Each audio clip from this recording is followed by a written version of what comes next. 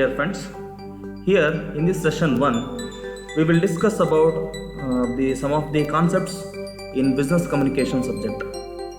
Here we have some of the following concepts: introduction, communication, the meaning of business communication and its definitions, and we will also learn about the importance of communication.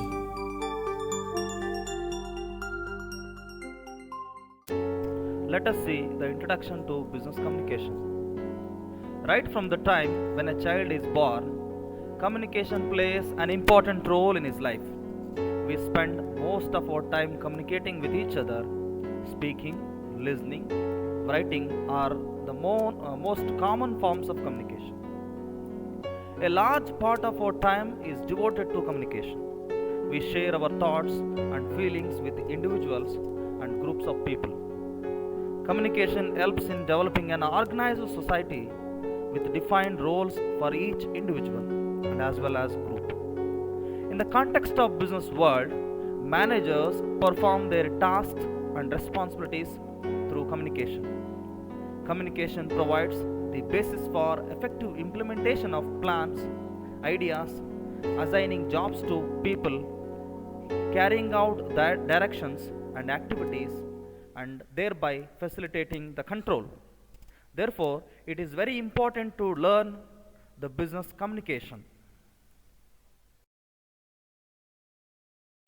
Yes, let us know the meaning of communication.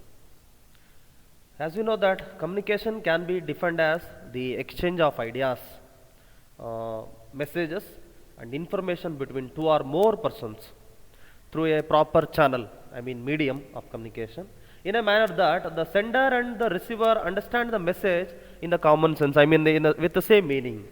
So they must have a proper understanding about the message between them, and they develop common understanding of the message. Yes, the word communication is derived from the Latin word communicare, communicare, communicare, which means to share the information, impart, participate, exchange, transmit, or to make common. So because communication emphasizes on sharing common information, ideas and messages between the two parties.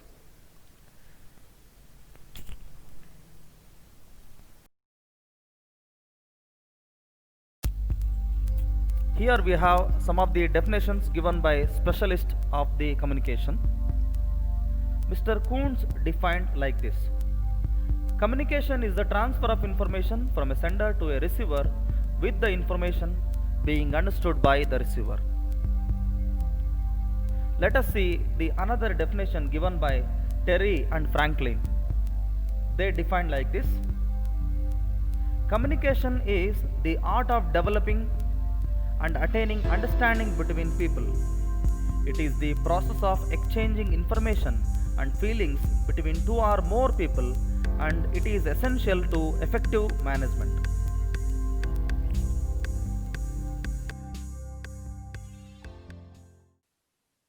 Yes. Coming to the main concept of the session is the importance of communication. As we know that communication plays an important role in the lives of individuals and organizations. Following are the points highlighted the importance of communication. In that first one, basis for planning. Communication is the very basis for planning. As we know that planning is the basic function of management. If plans are well designed and communicated for their implementation, definitely it leads to the organizational success. An effective communication system helps in obtaining this information. Implementing the plans requires better communication modules, systems, them to everybody in the organization. Communication is the basis for planning. Point number two, motivation to work.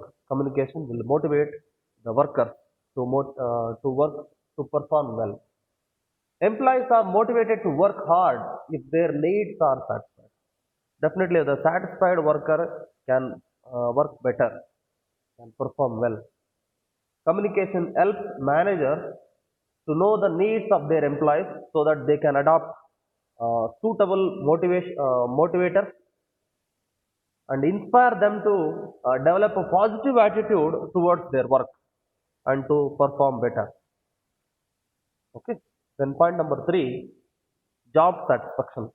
Definitely, no doubt about it. Communication will boost the job satisfaction. Exchange of information develops trust, I mean mutual trust, confidence, and faith among the managers and their subordinates. They understand their job position better and thus perform better.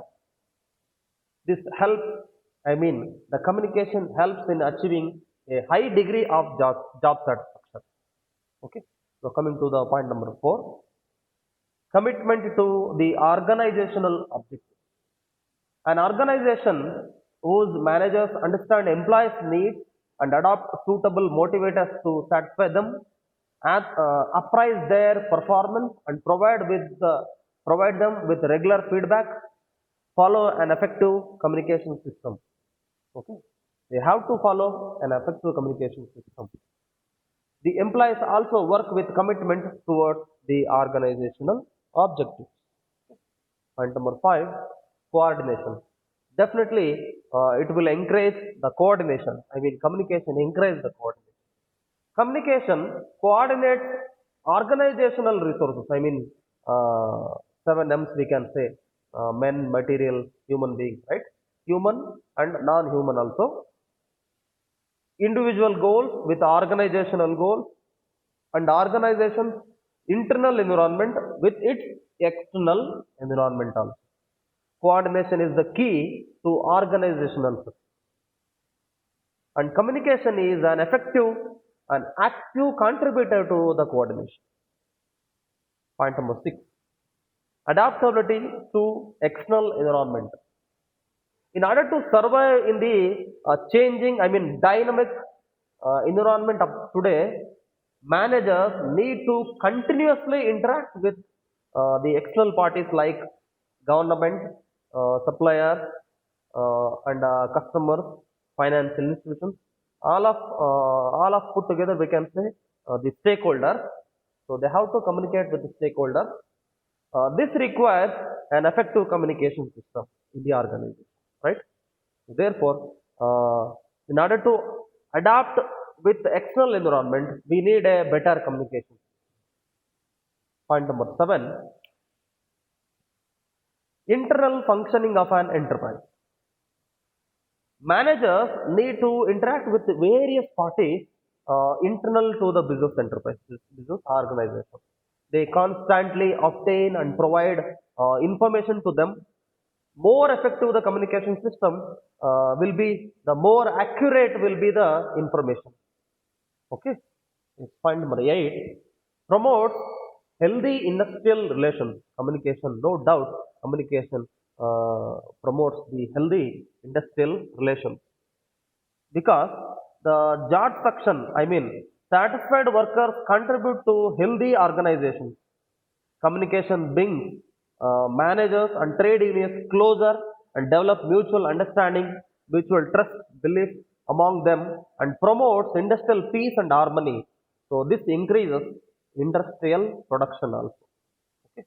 Point number nine, it helps managers in performing managerial roles. As you know that one of the famous author of management, Henry Mintzberg. You heard about this person, Henry Mintzberg. According to him, he mentioned the three major roles of a manager. First thing, interpersonal, and point number two, informational and decisional. In order to perform these three fundamental roles of a manager, he must have a proper communication skill. Communication helps managers in performing these roles effectively. Okay. So therefore, for every successful manager to get success in his field, in his career, He must possess proper, I mean, an effective communication skill. Point number 10, it facilitates the leadership.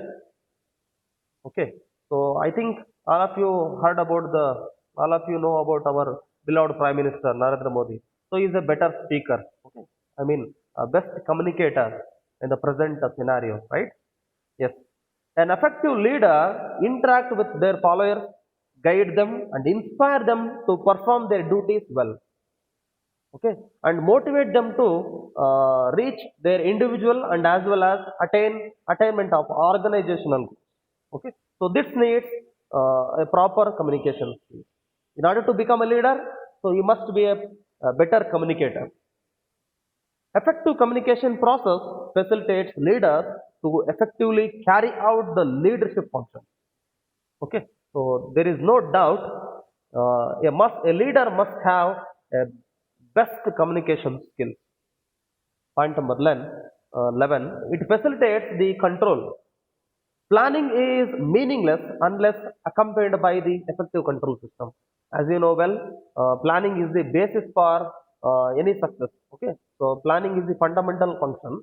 So for implementation of better plan, we must have a proper coordination between various employees in the organization, and also there must be a proper controlling system.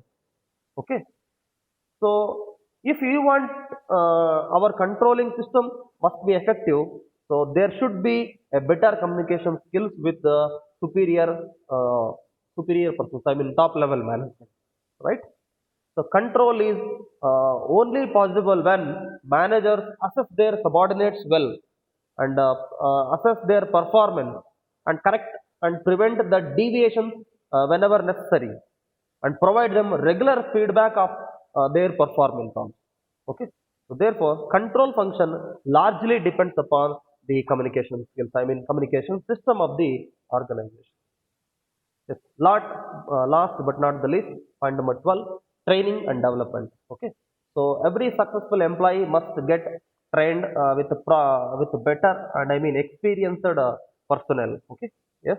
So in order to impart the training and development facilities to the employees, depends upon how well their communication, how well their superiors communicate with them. Okay. Then trainers having good communication skills can communicate, can train up better than those who have poor communication skills. Therefore, training and development is totally depend upon the communication skills of their superiors. I mean senior employees. Okay. Yes. So this comes to an end of the session one. So in this session, we have learned about the introduction to the business communication, I mean communication, meaning and definition of business communication, and also the importance of communication. Thank you.